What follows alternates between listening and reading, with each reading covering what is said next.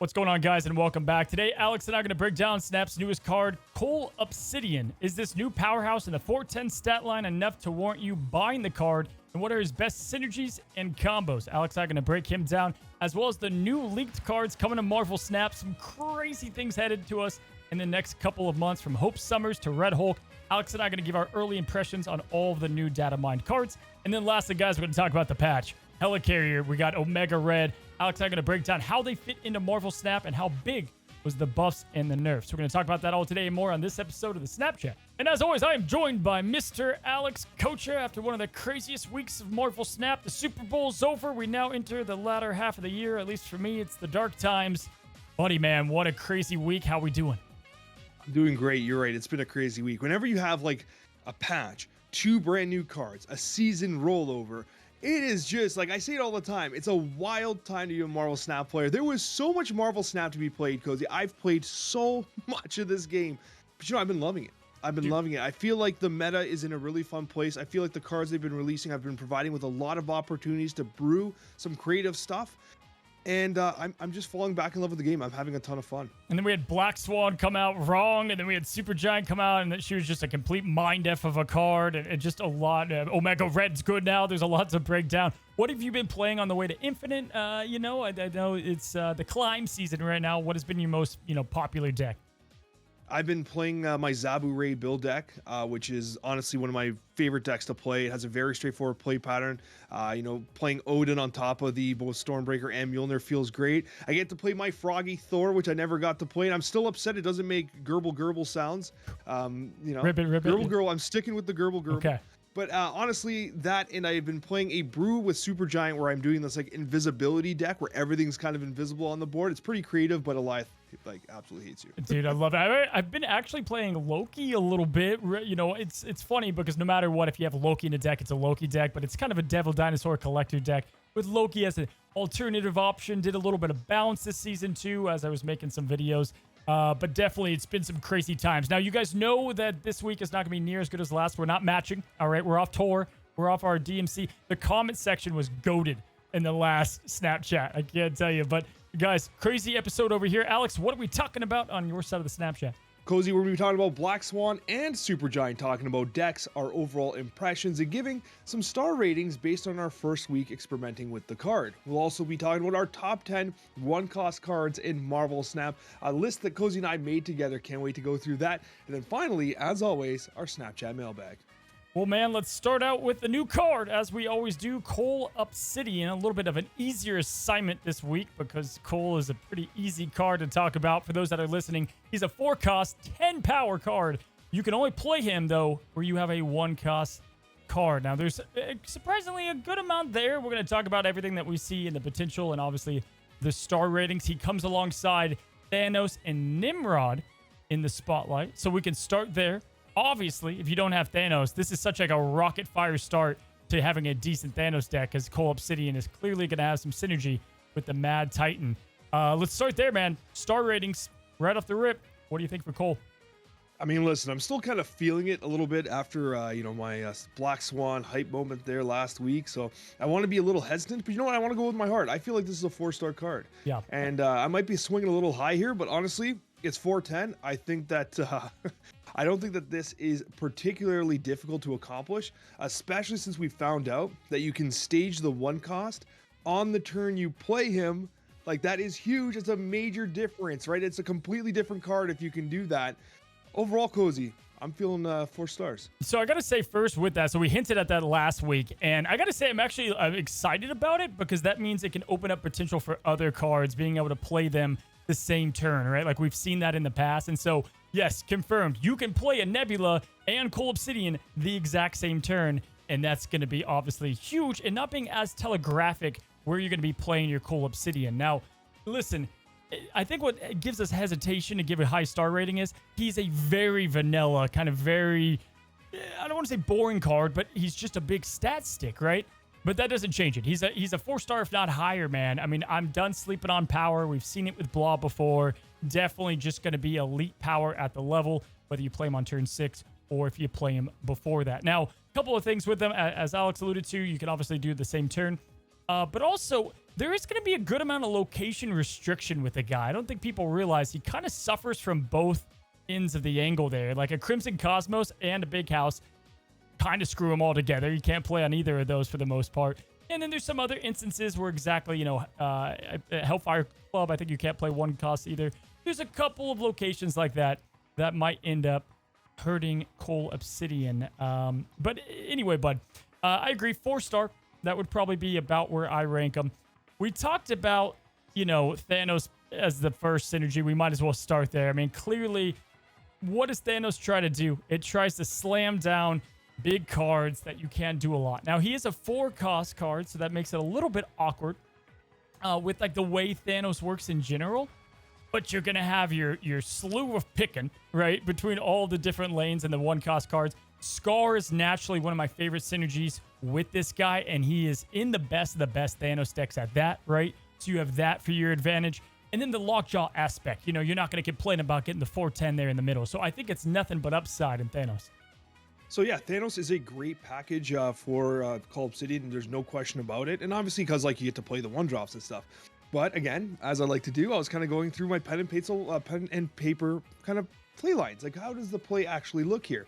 And so I was thinking, okay, this might sound crazy, but what if you do something like Black Swan on turn 3, and then you can actually drop every stone in your hand, while also obviously drawing as you draw your stones, with Cull Obsidian on turn 4.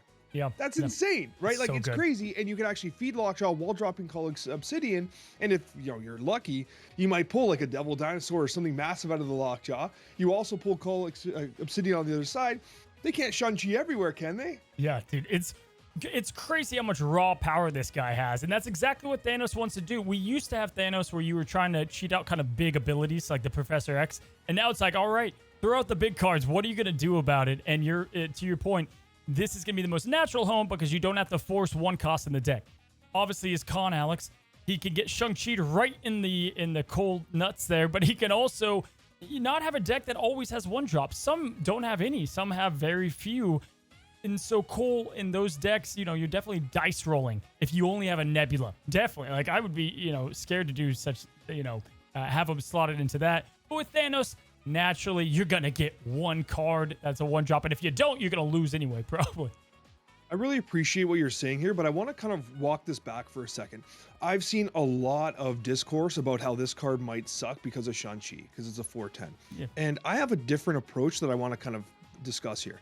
Yes, he can be Shang-Chi, but any large card can. Devil Dinosaur can, Darkhawk can, Ronin can. But you know what the difference between Cull Obsidian is? He can be Shang-Chi, but he can't be Rogued. He can't be Enchantress. He cannot be Shadow Kinged, right? Yes, he can be Shang-Chi, but he's immune to all those other effects, which can impact some of those other cards, right? And so, yes, he gets beat by Shang-Chi. But that's a 4-cost card. It's a 4-drop, and they're committing their 4-drop Shang-Chi to destroy it. That actually might, just getting him out of the game, might actually be just doing enough for Cull Obsidian. Well, I mean, nobody plays Blob and She-Not and Infinite. Yeah, dude, yeah, I don't think that Shang-Chi is a problem. That's not where I stand at all. I think it's more of 1-drop deck limitation. Like, for me, right, you can look at these 10 drops. You have what? You have Sentry, which is obviously more upside if you have the package correctly. You've got Typhoid, which can be risky, and you have to have the right cards. Or you just have the one that kind of fits most decks. He's the most flexible of those options without relying on other cards like Luke Cage, like Zero, or like Carnage, Annihilus, and Viper. And I just love him for that. I love that he's nothing but big ass power, right? Like, that's what you got to love. And I think I'm excited that he's not that interesting outside of just introducing the stat stick. I like that too. Like, honestly, we just came from Supergiant, who was basically a mind bender, right? And it was a lot of fun to experiment and design decks around it, right?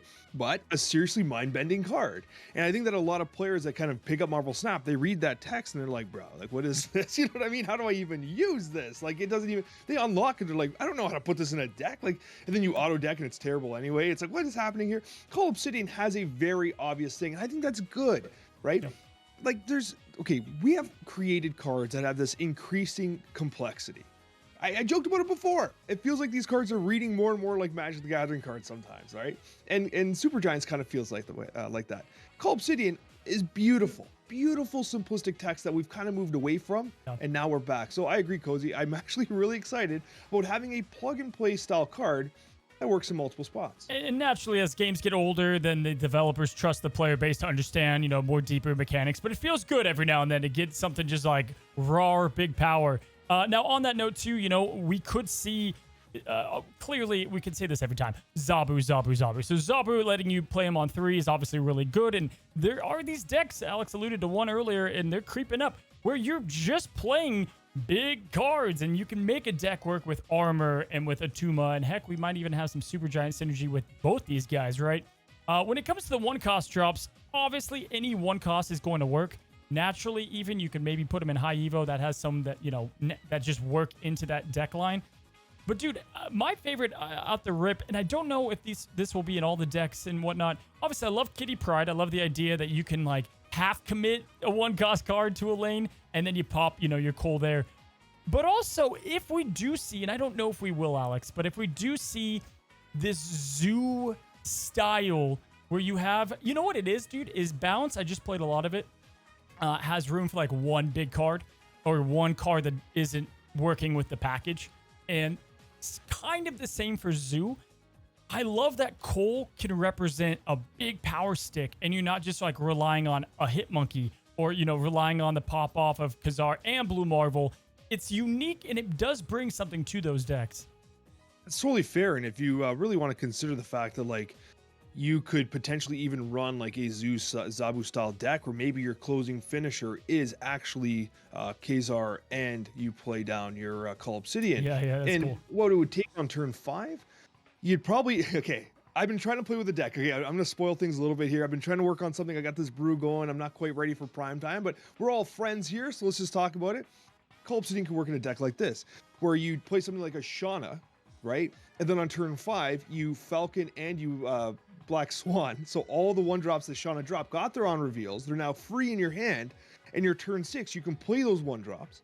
And then you can also drop Cull Obsidian and Khazar. I've been playing a little bit of Shauna. Now, I didn't... Oh my gosh, seriously? No, okay, so just today, legit, just today, I was doing a Shauna. Now, it was an interesting build. Again, not ready to maybe perfect, but I was doing a Shauna Sandman build. And I was like, what is this? And it had Supergiant in there too, because essentially I was combining Sandman and Supergiant. I really love the either-or scenario with those two, and you can kind of get some crazy pop-offs. And I was like, because I love Shauna on turn 6, last play of the game, you just like let it rip. You just let all the cards go after Supergiant.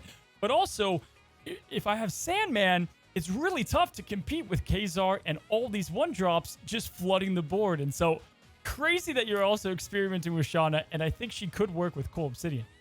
Wow, Chef Cozy is my favorite Cozy. I love hearing these types of things. You actually have a lot of really creative designs, like the Toxic deck that you released last week was just so awesome, and I'm so glad that like so many people had so much fun doing it. Hey, you got to release that deck now. Imagine playing a like you're basically trying to brew some sort of Zoo Sandman deck. It's like it's like trying to get water and oil and mix them together. But at the end of the day, you end up with like balsamic vinegar. You're like, this is actually pretty good. Hey, I mean, it started with a long time ago. I did like a Patriot Sandman because I loved the Doom bots. I was like, dude, that's so much power to compete with. And so it's kind of an essence of that, built a little bit differently. But we'll see, man. We'll see if it comes to life. There's so many decks that I come up with that I have to dedicate, you know, there's so much involvement making a video that I really want to make sure it's a deck worth everybody's time. And I try to, you know, be proud of the decks that I get out there. But yeah, Cull Obsidian, excited about it. I think he's got a lot of potential in mainly Thanos, Zoo, Bounce. And then we're just going to see those Zabu lists. We're going to see the Zabu Force come back, but in a power way instead of an ability way.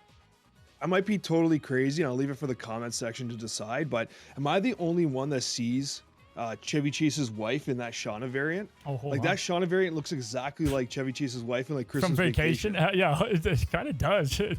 Fully, man. That was like one of my awakenings as a child. The Cull Obsidian's the opposite of that. But yeah, definitely not too much to break down here. Definitely more of a simplistic card, which is what has me excited for our next subjects, because we actually have a lot of cards to go through. We never do this. We don't do it that often. But I thought this was such a cool season. And I feel like people think we say this all the time, because we kind of do. It's like, wow, this is one of the most exciting seasons. Truly, though, to a card standpoint, the next 2 seasons are wild. absolutely wild. We're not going to cover all of them in March, just a couple of them. And then we're also going to talk about all of the cards coming in April that have been leaked out.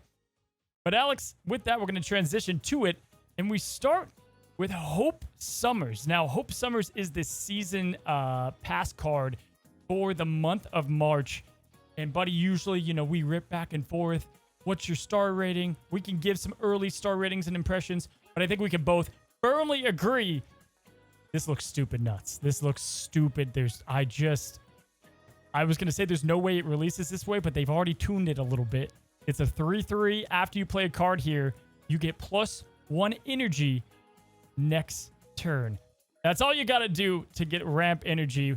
What are your thoughts? I think that instead of doing stars, we should do like hot or not. You know what I mean? Like just kind of like a quick like yay or nay type thing. Right? Hot, this is very clearly hot as hell. Yeah, this is nuts, right? Yeah. I would be so surprised if this releases this way. And it's also worth noting, obviously, we're talking about like unreleased cards and things can change very, very significantly. I mean, beta rate build changed like a week before he got launched. So yeah. anything can happen here. But yeah, this looks absolute like it. I just finished saying this about Black Swan, but I'll say it again. I don't know how this card could possibly not be incredible. It's safer to say it here because Black Swan's for like one dedicated cost. This is just for, this opens up a lot of doors for ramp, like a ton of doors. And not even just like, so like, in my opinion, you use her really for wombo combos on 5 and 6, right? So like, you're going to see a lot of 6 cost combinations with this card because naturally when you play on turn 4, cards, then you could start ramping on 5 and 6 like that. You play on 3.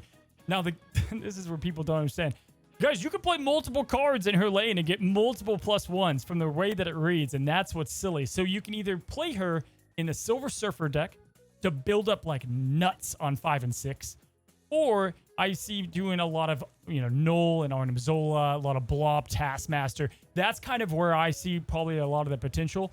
But Silver Surfer is gonna freaking love Hope Summers, dude. What immediately comes to my mind is like you play Hope Summers and then you play like Deadpool, Venom, and like whatever else she happens to be there. Let's say there's a Wolverine there too. You play 2 cards on top of her. And then like if it's turn 4, next turn you just play out your Deadpool and your Null. And then you can do these crazy combination plays in advance. Like she doesn't have to stay on the board. Even if you get like this one pop-off turn, kind of reminds me of those Jins that you get, right? Those 2 energy. Like they actually kind of add up, but like this is kind of crazy. Is this legit Kitty Pryde's time to shine or what? Yeah, I mean, this is the thing. Her flexibility is through the roof. There's not an archetype that doesn't want the ramp, right? Funny enough, I would think Destroy doesn't because you have X23, like maybe in that world. Maybe. But to your point, what you were saying to your point is like, yeah, just putting in some cards temporarily and just using it for a one-time boost. What archetype doesn't want that? What archetype, you know, would not want to use the synergy? Even let's say Patriot, you Doctor Doom absorbing that. Like what everything's gonna want to utilize her. This is if you do spin and snap, or you like a kind of every now and then. This as it is, and all these cards, by the way, subject to change. Definitely will change some of these, by the way. But this has got to be towards the top. Oh, there's no question about it. And like, it would surprise me if this actually released this way because it seems wild, but it also makes me excited to play this. And then I realize, I'm like, oh, I can't wait to play Hope Summers, the 3/3 that gives me +1 energy. And then my opponents are playing, and I'm like, damn it. Like, it's so broken. So, yeah, dude, Surfer could be restored. Well, we're not going to talk about them all, but we do have the other card coming out next month that has been updated in Pixie. Now, Pixie was a 1 cost. She's a 2 cost now, and they kind of worded her to not work with Thanos. That would have been busted. On reveal, shuffle the cost of all cards in your deck that started there, and she has 1 power to boot. Yo, this is kind of wild. Let's start with hot or not. To me, this feels like it's probably not, because it's so damn random. Like I don't know, man. Like I don't know how I'm gonna deck build around this yet. I haven't sat down with my pen and paper like I joke about all the time for Pixie yet. I have no idea what a Pixie deck looks like right now. Like I just don't know, but it's exciting. I think warm and sizzling. Like you know, it's like that because the fact that you can just have a deck with Wasp and Mobius, right? So you have Wasp, and right away you have like I don't know, Arnim Zola costing 0, and then Mobius will prevent all of your cards that would have lost that kind of like gamble, if you will, right? Like you don't want a a 6 cost Brood. Mobius would then make sure they cost the same. So, ooh, I never thought of that. Dude, that's a good call, Cozy. Is it Mobius gonna be like, oh my god? And then like talk about, we love tech cards that not only help do one thing, but then they continue to do something for you. I feel like when I play Mobius, I'm not really playing it for me ever. Like, I'm never like, haha, now I can't, whatever, use Dream Dimension. It's more so this synergy with Mobius, a 2 and then a 3. Dude, it lines up. I wonder if because you just said that, they'll like program it so that Mobius gets ignored, and they're like, no, technically we're rejigging the cards. The cards are not, they're not changing. The yeah, card they're transforming. Oh my god, all the it's words. Transformed. Yeah, the words, wrecked, dude. I just ruined it, dude. Or like, you know this is gonna happen. Like Mr. Negative, you play her on 2, and you're like, come on, let's have Mobius. You top deck your 6-cost Mobius now because it's swapped with like a Doctor Doom or whatever, and yeah, screws the other you. Thing, I guess, but I like, what I like about it is what Loki brought, and that's randomness. That I think is why I'm saying it's a hot card, because think about playing this and then you're in Conquest. Dude, you have no idea if they've got a 2-cost Doctor Doom. Like, that seems stupid. That seems really good. I'm going to change my answer to hot. I think she's going to be a hot card. Right, that's fair. I'm here for it. Dude, well, let's continue the train, man. And we enter April. And I got to tell you, dude, I think this is... I would say that the month Iron Lad came out with like Tribunal, High Evo, remember that month? That was like such a good month. This might be like the greatest month in excitement for me compared to that. Almost close on the year to the date too. Let's start with, I believe, the Season Pass card and Baron Zemo, who's like loved from the Marvel Snap community. This, and by the way, guys, these cards probably have the most likelihood to change because they're the furthest away. A 4/6. An Iron Lad stat line. On reveal, add the lowest cost card from your opponent's deck on your side of the board. So already played for you automatically. Hot or not, Alex? Hot. I like it. Hot. 4/6 stat line, but you're technically going to be grabbing like a 1-drop from them. Could be, even if it's Iceman, it's technically a 4/8 stat line. He comes down, does his on reveal. That's pretty annoying. Technically thinning the deck though. So I like how it's designed. It feels surprisingly balanced. Yeah, it's hot for me, Cozy. What do you think? I think he's not a late or an early turn play. I think you actually try to aim to play this guy later, because then you have the better potential to get some bigger cards in there, and then you don't thin the deck. Like, that's the way that I look at it. A little tough because of location clogging, but yeah, let's just say he pulls an Iceman. He's a 4/8. Crossbones, RIP. He's a 4/8. You just made me realize something. He doesn't necessarily draw like a 1-drop. He could draw like if their lowest cost card in their deck is their Lockjaw, hey, like it just comes out. Ramp deck, let's just say that they already have Electro and Wave in hand. You're pulling something. You're pulling something good, and that's where, think about some of the decks nowadays. They're pretty greedy. They're pretty greedy. So I would venture to think this guy always has value. If his bar line, even if they take him to a 4/5, right? Which they won't because he's a Season Pass card. You know that's how it's going to end up. He's going to be good. We just said it. Iceman, just Iceman. Yeah, it takes up 2 spots, but he's a 4/8. And that's just the downside. You could keep going up. You could keep going up. You could take important tools from them, right? Mystique, whatever. Could be a dead play, but you take it from them. And you're milling the deck, which I think is one of the most underrated aspects. You're thinning it, but you're kind of milling it at the same time. You're saying like do this like Baron Yondu type synergy where like you just completely blow up their deck? The Barons. Oh, yeah, Baron too. There's multiple Barons. You have Baron Zemo, Baron Mordo, I should say. Yondu. Dude, hey, deck mill. Cable coming at you. Mantis. Yeah. Don't do it. Yeah, I think Baron's going to be pretty good, though. Excited about that one for sure. We both gave him hot. And we're just going to be broken records. Because, dude, this is... I know you've seen this, but oh my god. Oh, this is the hottest one. What this the is hell? Absolute on fire. Red Hulk. Alex, go ahead and read to the podcast listeners. What are we looking at with Red Hulk? Like the variant or what the card looks like? It's a 6/10. Yeah. When your opponent ends a turn with unspent energy, +4 power if it's in hand or in play. The variant is a Hulk that's red, looking menacingly strong. He's stronger than the Hulk. These muscles, man, this guy does not skip leg day, but he also does not skip arm day either. Oh my gosh, he looks like he can punch a hole through the earth. Strong guy who, man, after this? Good God. +4. There's no way. There's no way this lands like this, right? Like I would think even if it was high Evo Hulk, but reverse, it'd be fine. Like you'd get, your own little counter to that or whatever. This is going to be played. This is a lot like Blob, in my opinion, but also has counter potential, right? So he will be played in every big card deck, right? So you name it, it'll be there, whether from Hela to Lockjaw, he's there. But then also, you don't have to run a location-changing card to heavily counter, most likely outside of Leech, these high Evo decks as well. This is just a winner across the board. What I like about it too is we always talk about how like having early turns matter is kind of important to Snap. How many people casually skip turn one? Like they're like, I don't want, I'll put one Nebula in the deck and who cares? If you just casually skip turn one, it's a 6-14 now. Like it's just because you skip turn one, right? But in all the turns, man, like how many times, like even in a Surfer deck, you're like, okay, I can afford to play one or, maybe two cards. I have one leftover energy. Dude, that happens all the time. People are going to be panicked now just trying to play out their turns and maybe not even have effective play lines because they might fear the Red Hulk, dude. I don't even know.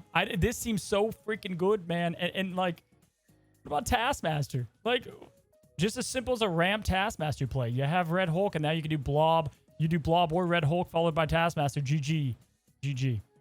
That's it's an insane amount of power. And I was actually just thinking while you're talking, like how often I will play something like a Zabu on turn 3 if I'm holding like Shang-Chi and Darkhawk in my hand, knowing that, okay, I got a turn 6 play. I know it's working out. I can give up one energy here on turn 3 or, by playing the Zabu out of turn late because I just top decked it or something. And then boom, Red Hulk goes up by 4, right?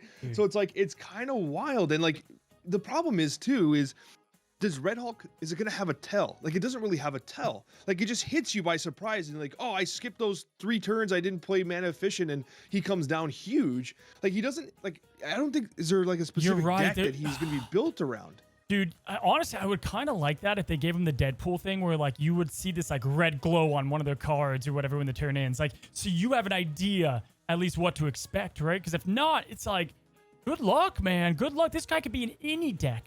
Any single deck as just a finisher. And like what? Okay, Shadow King. Oh no, he's only a 10 card now, Like, yeah, he scares me. He does scare me in the best way possible. Really iconic character too, so I'm glad that he lives up to that. But I don't know, man. Hulk after this guy comes out. Actually, is he iconic? I've never heard of Red Hulk before. Yeah, he's pretty big. People definitely, I mean, he's not like a Spider-Man kind of big, but he's people have been waiting for, like when I've done like new card videos, what do you guys want to see? Red Hulk's on there a good amount of the time. Okay, cool. Yeah, so I guess he's not in the MCU or anything, but probably deep in the comics, which I got to catch up on still. Dude, so we continue the train of crazy, and let's go to, we'll simmer down for a second, and we'll go to USA Gent. A Gent in the USA or a USA Gent. And guys, he's a 2-cost, 6-power card, ongoing. -1 power for each of your other cards here. To me, this is kind of like Cull Obsidian. Like in the sense of like, he's just good stats. Now, definitely skippable. Let's go hot or not. I'm kind of not. I'm okay on US Agent here. You know what I think is cool is it gives Sauron Shuri some play lines to avoid Shang-Chi like it didn't before. Like I was thinking like, well, dude, just Lizard. Like you're missing out on one stat, right? 0. And obviously, Sauron is going to be this guy's best friend. He can get rid of him. You got a 2/6 right off the board all day, every day. Fantastic. Depending on cards, don't feel great, but we have Ebony Maw in those decks. And it's like... You're right, actually. If we're running Ebony, why would you not run that? Yeah, that's where I would probably play him. But also, dude, Luke Cage, I mean, all you got to have is the old Cager, and then he's just a 2/6, man. Put him and Lizard in the same deck. Maybe Sarah? Trying to sell me on it now. My first impression was kind of negative, and now you're like, this is actually not that bad. Luke Cage just got buffed up. 2/6, man. It's not a bad stat line. I'll take that all day, right? So it's especially if you play him and your opponent's thinking it's going down, down, down, and then you slam on the Luke Cage at the end. I love things like that they like come back with power. What's funny too is I just finished saying how I don't know who Red Hulk is, but when this came on the screen, I was doing like one of those like Leonardo DiCaprio like point to the camera things because like I just finished watching the Falcon and the Winter Soldier and US Agents in there. Well, that's the theme. That's where it comes from. Yeah, that's the theme around a lot of these cards, right? Like Zemo, obviously, and yeah, a little nice job, Alex. Look at you, Marvel fandom come paying off here. But yeah, US Agent, I think he's cool. I think he has sub synergy there. We'll go with 0. We'll go with those style of decks. Definitely reminds me, like, there's people are gonna get him or not. Like, if they play the archetype or not. It depends on how good a Spotlight Week is. But hey, let's go ahead. Let's keep going down Busted Avenue, and we have to go to White. Oh my God, White Widow. If I was ever more certain that a card is not gonna make it, it's this one right here. This card will not make it. There's no way. It's a 2/2, listeners. On reveal, you add a -1 power Widow's Kiss, not bite, but kiss, to your opponent's side of the board. And if you want to know, let's go ahead and pull up. What does a Widow's Kiss do, Alex? Well, a Widow's Kiss is a -1. Ongoing, your other cards here have -1 power. So much better in some regards than a Widow's Bite. Good God, hot or not? This is insanely hot. It has to be a placeholder. There's no way it releases like this. This is absolutely cracked. No but then way. again, like, they just don't play it, I guess, right? It adds it to their side of the board. They have to. Wait, it's not in their hand? No, it goes, dude. Did I misread that? This is I was what's so- assuming it was like the Widow's Bite. This is what's so dumb about this card, right? Okay, let's just not even worry about bouncing this thing back multiple times. You play it, you get 2 stats. You in turn clog a side of their board, give all their cards -1, rip Cerebro even more. There's nothing they can do about it. And imagine doing this over and over, bouncing and all that stuff. I totally misread the text. I had this like Black Widow vision in my head. Like it goes to their hand, stuffs it, and it makes way more sense the way you've described it, obviously. It's crazy. That's actually, it is cracked, isn't it? Like It's the amount of stats that it can output is crazy. I mean, are we seeing this power inflation on 2 costs of like US agents a 2/6 with upside or downside kind of, but we can work with that. I mean, this card here is a 2/2. You can negatively impact 3 cards in their location with -1. So it's effectively what, 3/5 while taking up a slot? It's pretty cracked, but it's not that crazy, is it? Dude, it's because the ability to take up a spot. I mean, how good is that, dude? You know how well that is and how crazy that is, and the fact that you can multiply and do it over and over. Playing it on curve for 2 is what I love.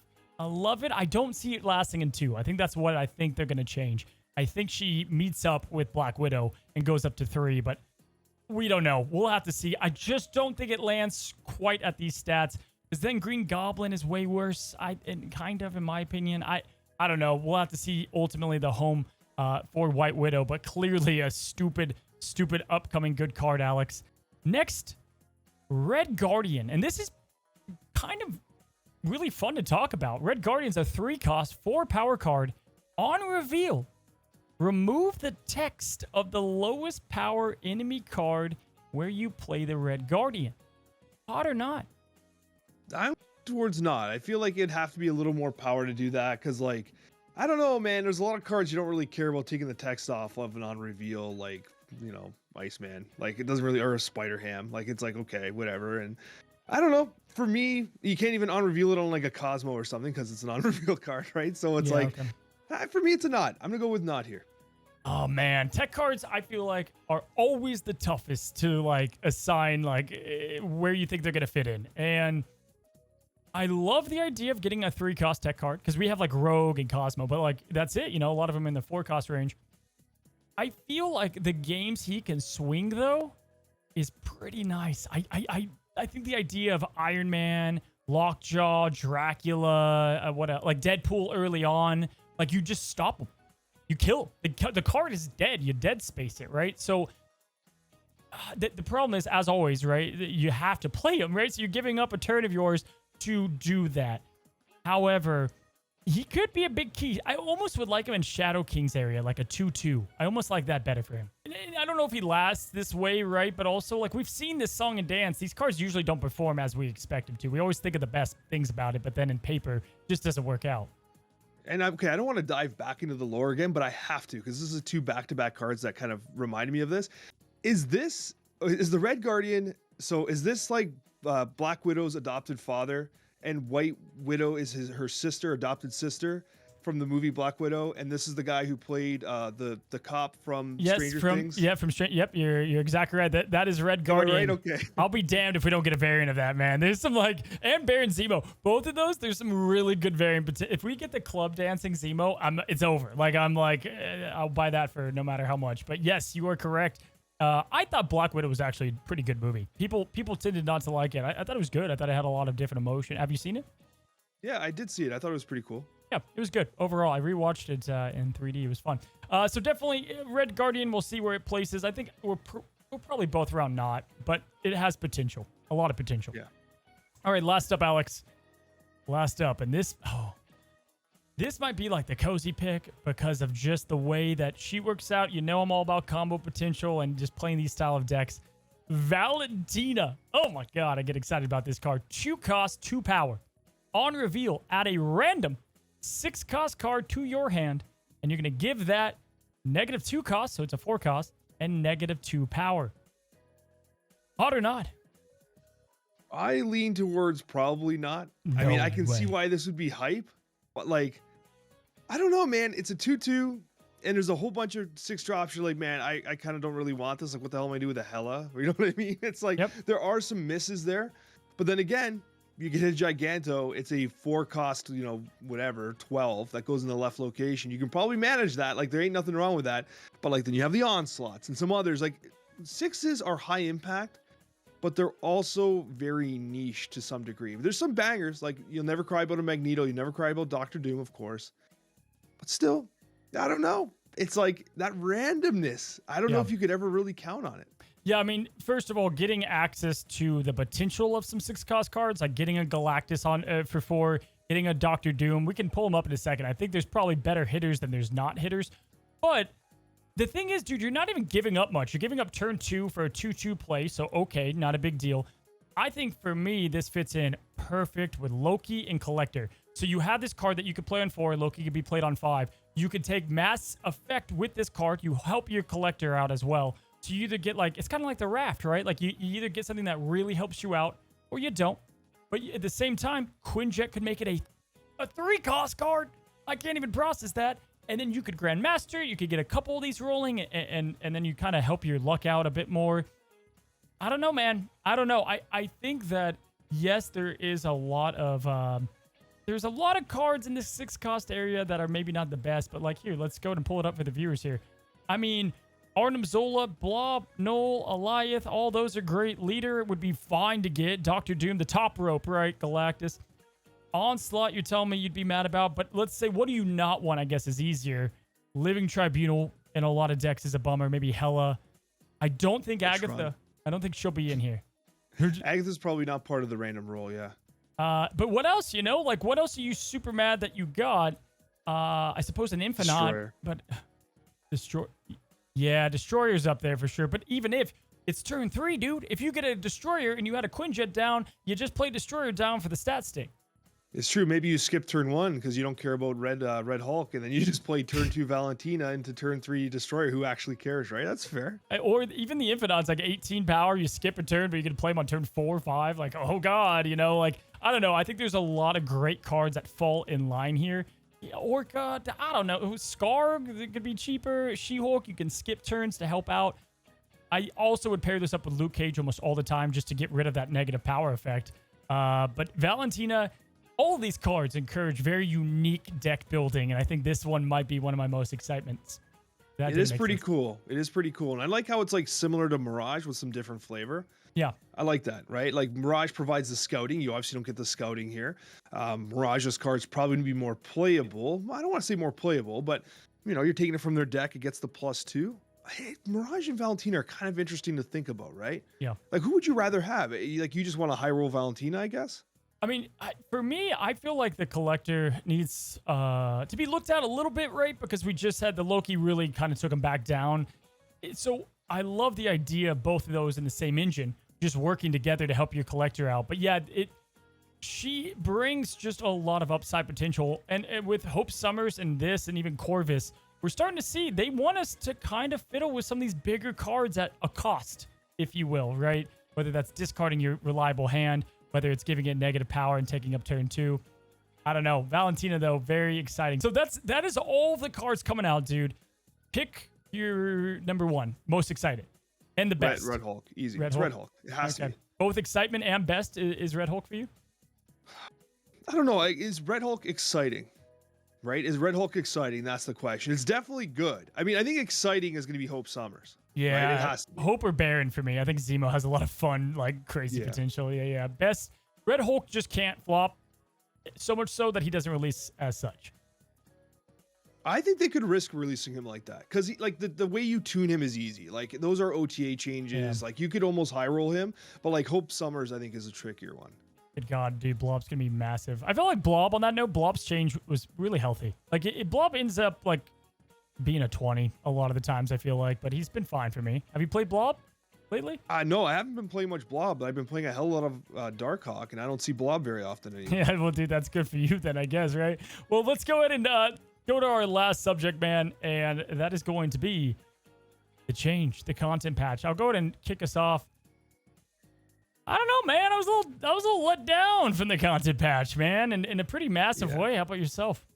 I was actually super disappointed. I don't want to sound like kind of like, disgruntled or anything, but like I was kind of hoping for like the pickable borders or something from the kind of roadmap, right? Like we talked about it, how the most exciting thing about patches is not for me the balance changes, right? And we'll talk about those, but ultimately it's the improvements that they make to the game. Yeah. Those actual fundamental changes that make Marvel Snap better. That was what I was excited for. We didn't get those. In their defense, this patch was probably worked on during like the Christmas era. Yes. So like they probably had a more like restrictive schedule. So hopefully next month we get some major changes on those on the game and with the roadmap. Yeah, I think this was the first time we got a roadmap and the next following month wasn't like at least something from there, and I think that's where a lot of the disappointment went or whatever. But also like it got delayed, but I think there's times where we just have to move the patch and maybe allow a little bit more to go in there, because I know they lock it in early, but when you have the OTA, then you have 2 new cars, then you have the patch, there's just so much going on that like could we have handled a bigger patch? Like, I don't know, would have been a lot to go on, but definitely wanted some kind of features in there, at least something, right? And or some like radical changes. I will say the quality of the changes all feel pretty nice, and we can go ahead and start there, bud. And let's go ahead and kick the subject off with what I would say is easily the most exciting of like what the player base would think, and that's Omega Red, right? Talk about a dead card. I don't know how many times me and you have talked about him not really doing much for Marvel Snap, and now we got essentially God, we finally have that alternative to Miss Marvel, dude. I love Omega Red. Oh, he's a super good card, and I've been trying to figure out like an Omega Red, like Spectrum Wong style deck with Zabu and all this stuff. Like, I always go like as greedy as possible. Listen, I just finished my collection with Howard the Duck. He's an ongoing card that loves getting Spectrum buffed, right? So I'm like, how do you not play him? How do you not go with that kind of deck? And but I've been seeing some really creative uses for Omega Red. I like the fact that you're just winning the location, but talk about, this has got to be one of the biggest buffs in Snap's history. Oh, like going from +4, you have to be winning by 10 to just win it all for +3. Are you kidding me? By 10, dude. That's so hard to accomplish. Like, unreal accomplish. All you have to do now is win it. Like, that's it. And you're able to now, it gives you a boost against flooded decks, right? Or like controlled decks. It gives you a boost for those decks. I agree. I think I try to make them work in a lot of like how can I make Omega Red as crazy as possible? The neat part is you don't have to. You just put him in like Miss Marvel. He can work in any of those decks. In most decks, I actually like him more than Miss Marvel because you're able to adjust your plan a little bit. Miss Marvel still does her job so good, but both of them together, man, and he's a Zabu card. God, he's on another level now. So what you're saying is power creep on Miss Marvel. Great. Nah, dude, she's so good too. Like, it's crazy. I feel like it's like I saw him being played in Tribunal a little bit, which is fine and dandy, but I think overall just like putting him into decks just to like do anything, man. Any deck. I mean, put him in a Shuri deck for Pete's sake. You just know you're going to win a lane. Decks where you know you can win at least one lane is where I like him. Even Galactus players are trying him out, dude. Yeah, the thing that's beautiful about this card that a lot of people just don't really appreciate is how it's pure power. How it's just like, oh, that's a Sanctorum. Oh, that's a negative zone. Oh, that's like whatever. It doesn't matter what it is. He says hello. Luke's bar. There's so many circumstances where like there's locations that are tricky to get into, or like again, negative zone and others. Death Domain, right? all of them. So many. Many. Tons. Altar of Death, another one that can be tricky to play into unless you're one of the billions of players that play Destroy nonstop. Why is every Destroy player I play against lately have just a full gold deck? Yeah, because they full commit, dude. Believers out there, right? They full commit, but you're right. Like, just his utility of adding to those is what makes him so crazy. By far, one of the better cards in Snap. Like, straight up, just one of the better cards in Snap. On that note, though, I got to bring something up, and this is big sad. What do we do about like Claw? Like, I feel like this has to be power creep on Claw. Claw feels so unbelievably bad compared.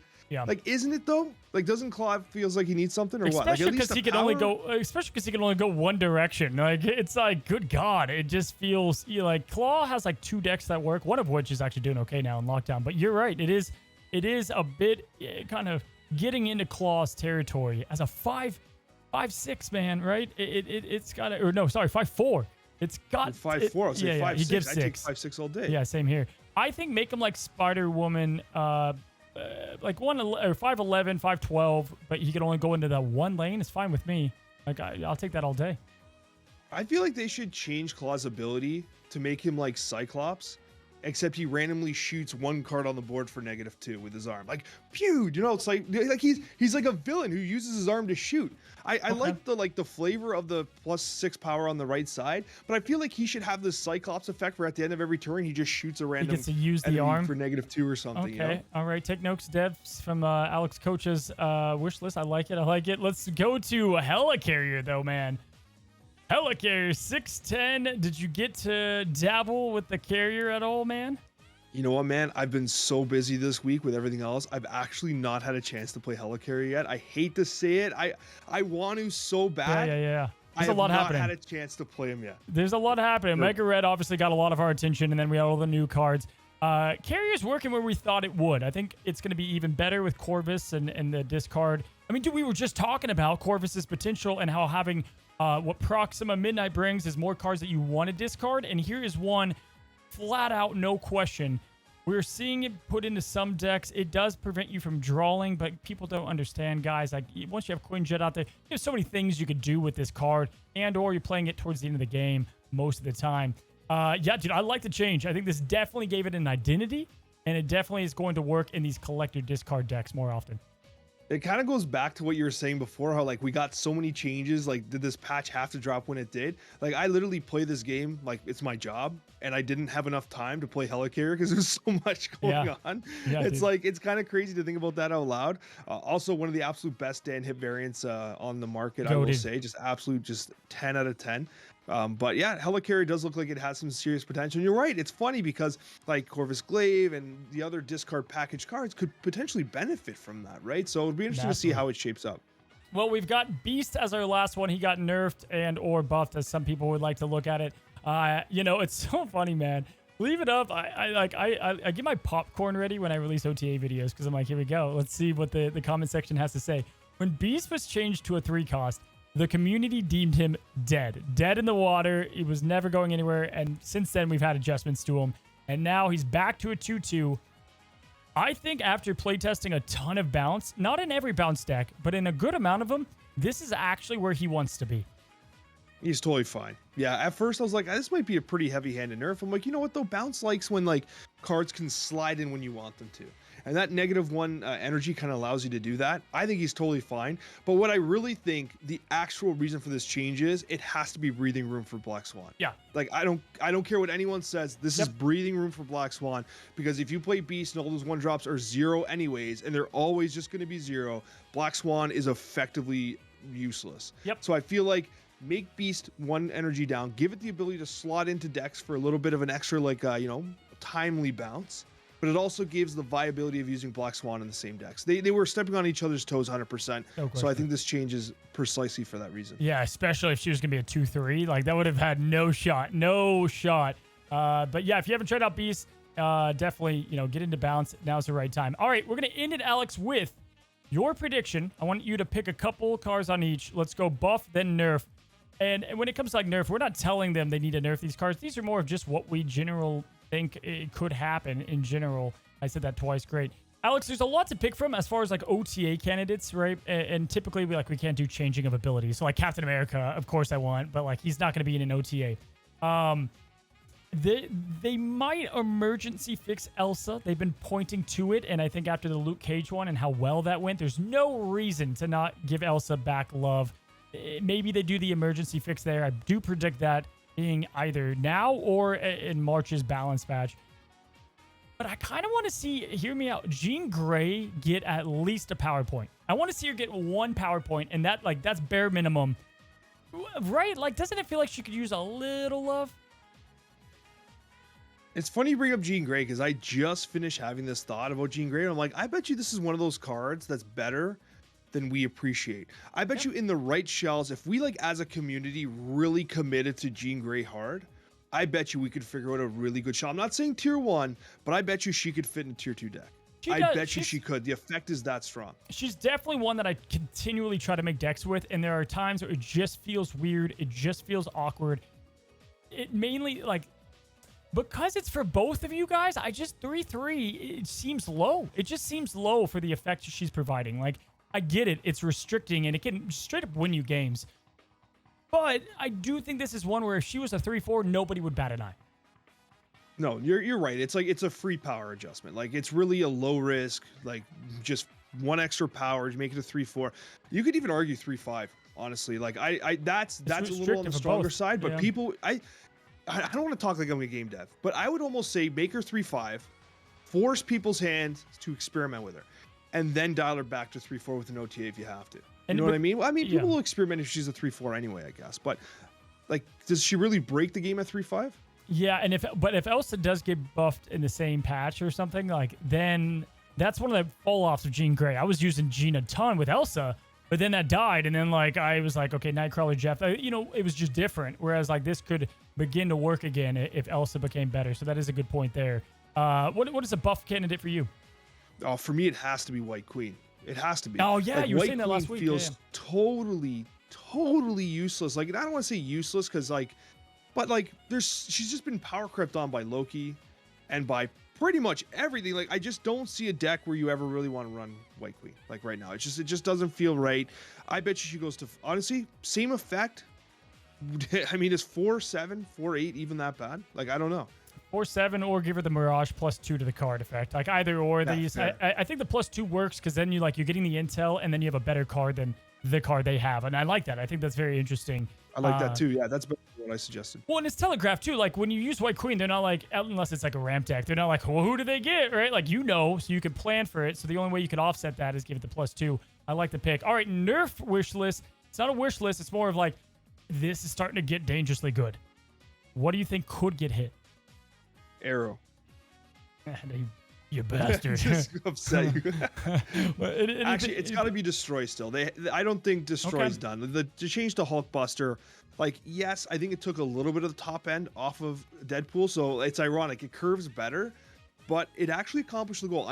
I am seeing smaller Deadpools. However, honestly, Destroy just is so unbelievably good, and it feels like the baseline archetype of Snap, where it's like, okay, if Destroy's running 55%, what do we compare everything else? Like, how is that going to compare? But it's above that. Like, it is crushing, and I wonder if something has to change at some point. Do you think Zabu continues to survive? Zabu, I think it stays 2-2 for a bit, but I can see it dropping to a 2-1.